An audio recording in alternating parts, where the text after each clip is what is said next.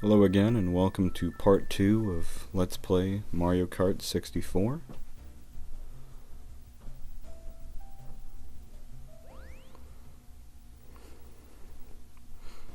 Today I take on Koopa Troopa Beach, course 3 of the Mushroom Cup.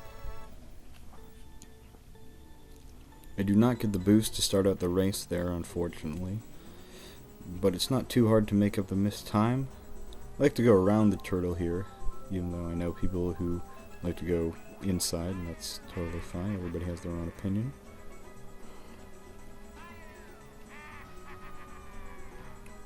Hit a crab there, which is uncharacteristic for me. Just like the crabs in this game. I do not go for the tunnel here, just because it's very difficult to accomplish that maneuver. I believe I've only done it once or twice in my entire life. There's the famous ramp to nowhere, which I think is one of my favorite aspects of any Mario Kart game.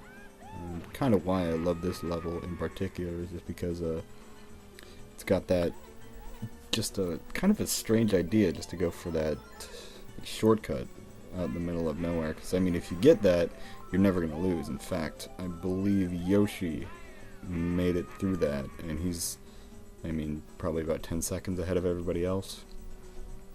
Doesn't mean he still can't lose, but it makes it very difficult for anybody else to really get back into contention. I go for it here and I miss, mainly because I don't have a mushroom. You need a mushroom really to get in there, and if you don't have a mushroom, well then you really don't have much of a shot.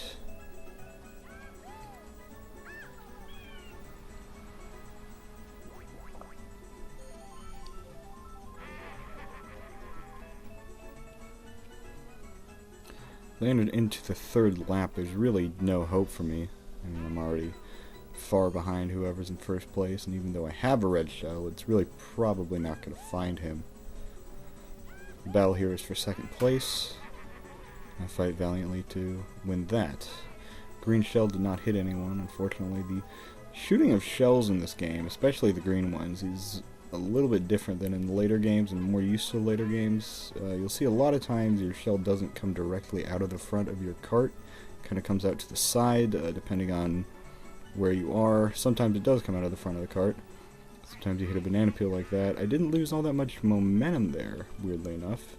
All I need to do is not hit a crab, but yeah, I got fourth, unfortunately.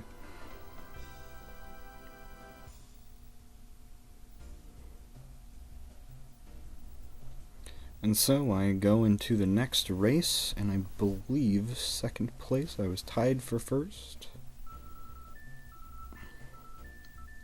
I am indeed in second, so I do need to place ahead of Donkey Kong in hopes of winning this race. Toad could theoretically steal the victory in the cup.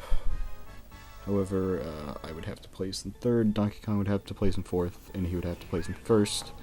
And I got the boost there, effectively knocking Toad out of the top 4 contention. Here's the big train, which causes sort of a fuss amongst everybody. However, I think I come out the victor here because everybody stops. Bowser gets the fastest hole shot out of that, as you would refer to that in BMX. Again, Bowser and Wario both have to stop, but Toad gets hit. Uncharacteristic of the AI. Again, on the rubber banding aspect, I get a lightning bolt there, which helps me stop all the other racers, even though I'm in a pretty good position. In fourth place, it's typically not where you get a lightning bolt in the modern games.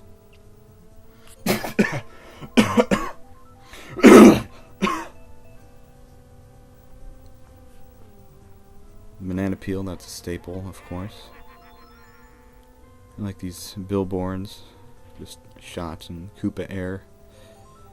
Apparently they were different in the Japanese games. They were made to parody American or otherwise automobile producers, but I guess Nintendo was afraid of being sued or something like that, so they took them out. We are lap 2 of 3. I'm in second place, and I just got hit by my own red shell, which I think is one of the strangest aspects of this game, is that that is actually very much a possibility, and it's happened before, as you see right there. This game is very imperfect if I would have to describe it in one word. However, I believe that the imperfections of Mario Kart 64 are what makes it a very enjoyable game still. I have a healthy lead going into the final lap. That does not mean I will hold on to it.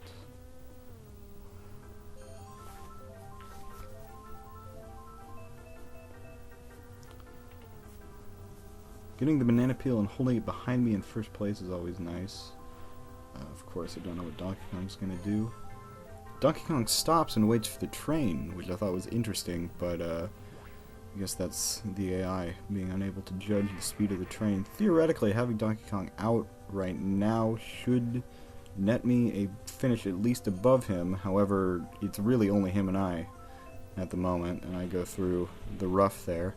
So I have a red shell, I use it, and I still place in second. So we end up in second place for the cup. We do get to see the trophy ceremony. Like how Toad ended up in 8th place. Just an interesting kind of thing that went on. I don't know how that happened, but I do end up in second, unfortunately, behind Donkey Kong. Lost the last second, unfortunately. So, you know, those are the breaks of the game.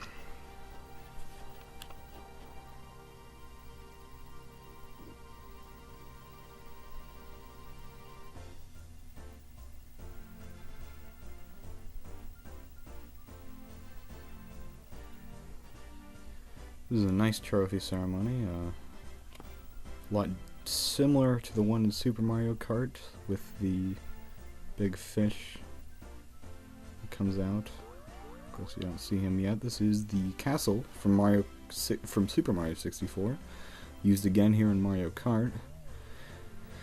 Interesting thing about that fish is that it is undeniably a polygon.